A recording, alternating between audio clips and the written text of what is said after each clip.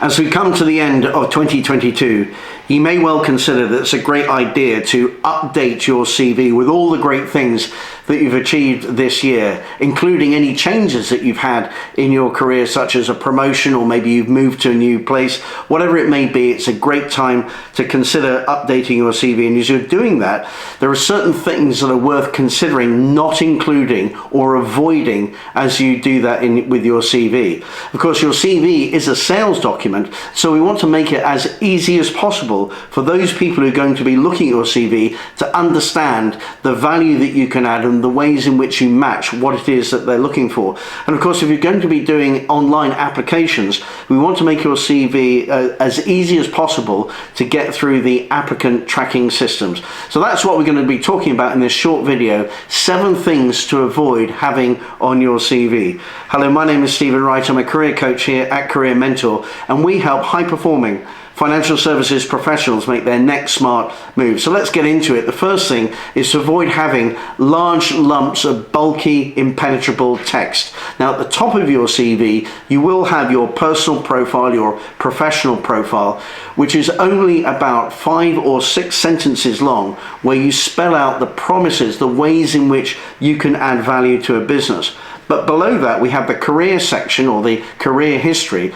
And our advice would be that we want to have that as a part of your CV presented in bullet point format, simply because it makes the information so much more accessible. And here, of course, we're looking for the things that you had as your role and responsibilities, but also we want to have the impact that you had in that particular role. So avoiding big chunky lumps of impenetrable text.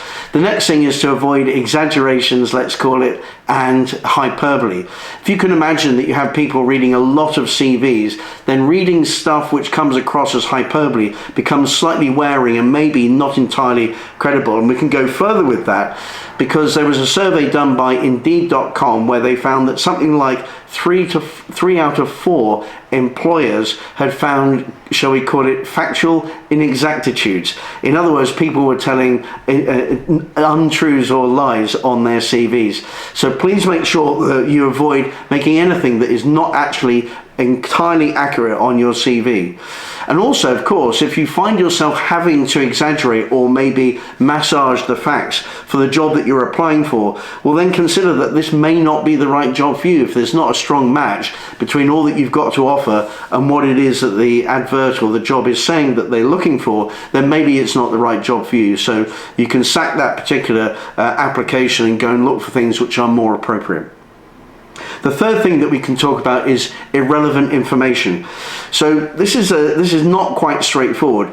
Ideally, we just want to have information about your career which is entirely relevant to what it is that the firm is looking for. However, in terms of formatting, we want to have a page which is either a full 1-page CV or a full 2-page CV. And let's say you've got yourself to the situation where you've got 1 3/4 pages. Well, at that point, it may be worth putting in something like personal interests or hobbies or stuff, or sports that you play and stuff like that, just to fill it out so that you have a second full page. But ideally, we don't want that. Ideally, we just want a full 1 page, a full 2-page CV with only stuff that's relevant to your career.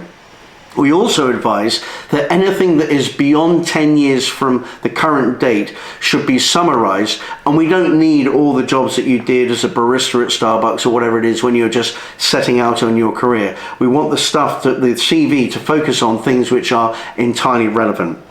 Also, back in the day, it used to be that people would put their home address at the top of the CV. We don't do that anymore for a whole variety of reasons. Not least, we want to ensure that we're looking after our personal security. So at the top of the CV, we only have your name, maybe your mobile, certainly your email address, and also the URL to your LinkedIn page.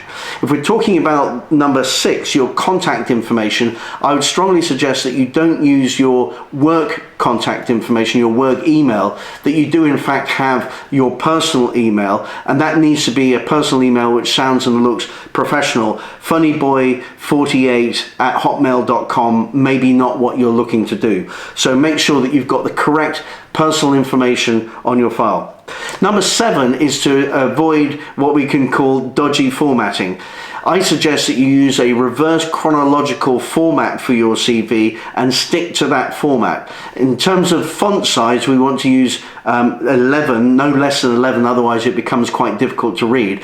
And in terms of the type of font, then we recommend that you use Calibri, Gill Sans, New Times Roman or Arial.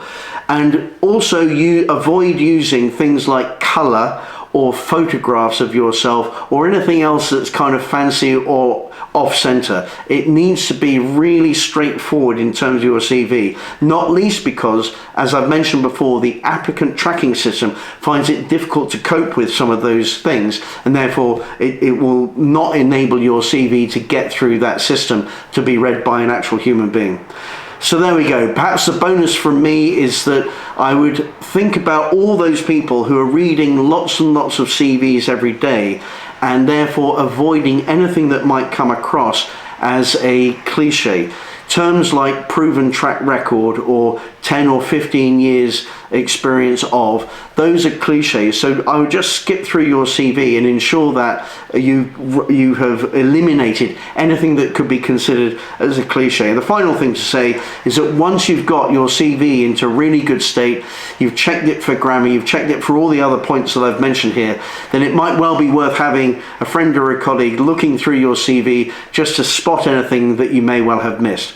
I hope you find this useful. I'll be putting the blog that I wrote about this in the comments below. If you're watching this on LinkedIn, please do hit the like button and send this to anybody who you may feel might find it useful. If you're watching this on our YouTube channel, please do hit the like button and hit the subscribe button. There are plenty of good videos there and there are more on the way. And thank you very much indeed.